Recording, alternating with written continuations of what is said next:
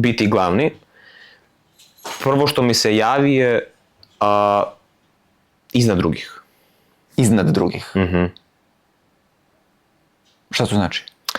To znači ja sam bolji, zato i odlučujem. Dobro. I sad kad sam to rekao,